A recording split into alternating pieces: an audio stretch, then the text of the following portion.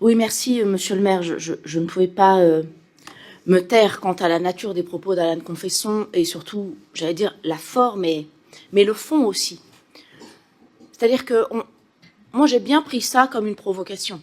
Je crois que c'était clair, d'ailleurs, il en souriait lui-même de façon très cynique, sachant que ces mots allaient forcément nous heurter et nous faire nous émouvoir. Mais Alan Confesson, vous êtes adjoint à la ville de Grenoble, en charge des questions du commerce. Vous représentez dans votre majorité, comme chacun d'entre nous à sa façon, mais encore plus peut-être vous, reconnaissons-le, puisque vous êtes dans la majorité, l'ensemble des Grenoblois.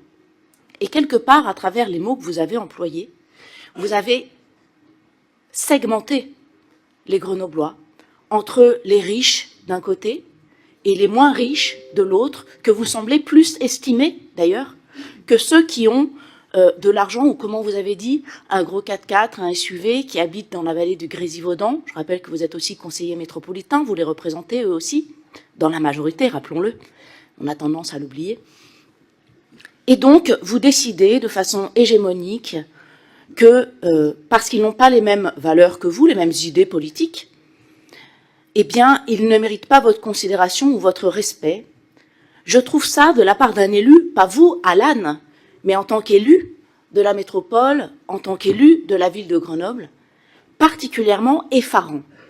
Imaginez ce genre de discours de la part du maire ou du président de la métropole ou d'une toute autre fonction politique, locale ou nationale, décriant à l'inverse combien les pauvres sont une plèbre pour l'avenir de la France ou l'avenir du territoire. C'est exactement ce que vous avez fait. À l'inverse. Ah, mais vous pouvez dire, oh là là, vous vous rendez compte si on avait tenu le discours inverse? Non mais, je trouve ça vraiment indigne de votre fonction, indigne de l'enjeu que vous devez porter en tant qu'élu et que nous devons collectivement porter, à savoir apaiser le vivre ensemble, et que oui, un certain nombre de nos concitoyens doivent développer leur conscience écologique dans l'usage de leur voiture, dans le fait de passer à l'électricité ou à d'autres modes d'ailleurs de déplacement. Mais cette condamnation a priori provocatrice, avec ce petit sourire aux lèvres, mais vraiment est indigne de votre fonction. Et encore une fois, il n'alimente pas le vivre ensemble. Alors je ne sais pas si cette haine que vous avez envers ceux qui ont plus d'argent que vous relève de la jalousie, peut-être, je ne sais pas, de quelque chose d'un peu freudien, mais enfin, c'est assez délirant. Et je dois dire que, oui, l'envie, la jalousie, vous avez raison, hein, monsieur Carignon. Je ne sais pas, peut-être vous-même rêvez-vous d'un SUV, que sais-je, ou d'une maison dans le Grésivaudan. Mais enfin, cette espèce de haine de ceux qui ont plus d'argent que vous, qui ont soit travaillé, soit peut-être hérité, que sais-je, qui payent des impôts, certainement plus que vous, hein, de toute évidence. Je veux dire, je rappelle quand même que ceux qui font tourner la fromagerie des Alpages, les commerces du centre-ville de Grenoble, dont on sait que les prix sont un peu supérieurs, à Primark, par exemple, ou à Lidl, encore, eh bien, cet équilibre sociologique est important dans la vie d'une ville. Il y a, oui, des classes populaires, mais il y a aussi des gens qui ont plus d'argent et qui font tourner ces commerces-là. Parce que c'est pas les classes populaires qui vont acheter leur fromage à la fromagerie des Alpages. Eh oui. Donc, à un moment, on peut tout entendre, mais en tant qu'adjoint en charge des commerces, vous savez parfaitement que le panier dépensé des consommateurs dans les commerces de la ville de Grenoble et du centre-ville en particulier, et de la place de Metz, entre autres, sont aussi ceux qui ont des SUV et qui ont un peu plus d'argent que vous, monsieur Confesson.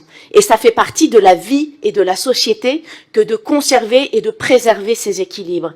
Cette façon de catégoriser les gens, cette façon de ne pas respecter ce que chacun a accompli dans sa vie, soit de, plutôt, voilà, qui ont eu la chance ou qui ont eu le mérite de gagner de l'argent, ou ceux qui sont dans la difficulté et qui sont obligés de vivre dans des quartiers difficiles.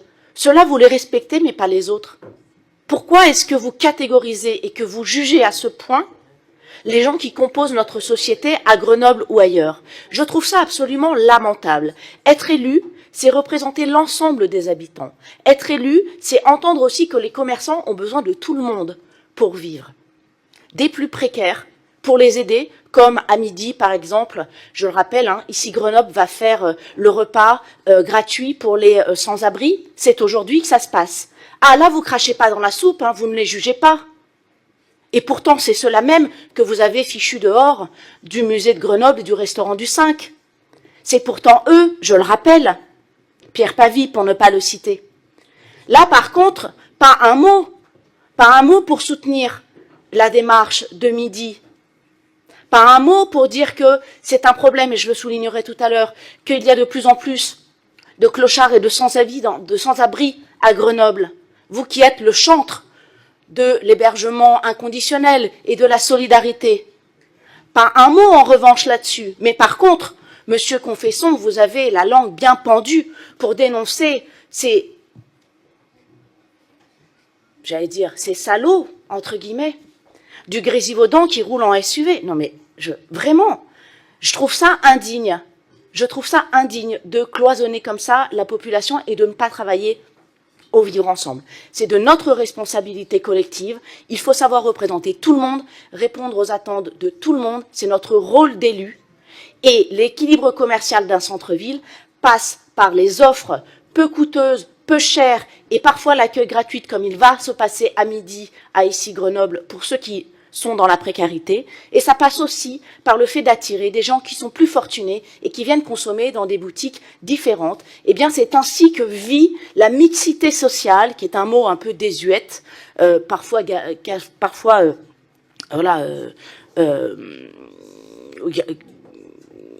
comment dire, galvanisé, enfin, peu importe. Merci, galvaudé, j'arrivais plus à trouver le mot, merci. Galvaudé, mais il a un sens, ce mot.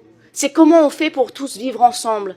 Et finalement, à travers votre intervention, et c'est ce que soulignait ma collègue tout à l'heure, Delphine Bins, c'est qu'en fait, c'est ce qu'a dit aussi d'ailleurs l'intervenant de la CCI tout à l'heure dans sa question orale, lorsqu'il parle de ségrégation ou de gentrification, c'est qu'en fait, vous ne voulez à Grenoble que des gens qui sont d'accord avec vous et qui vous ressemblent.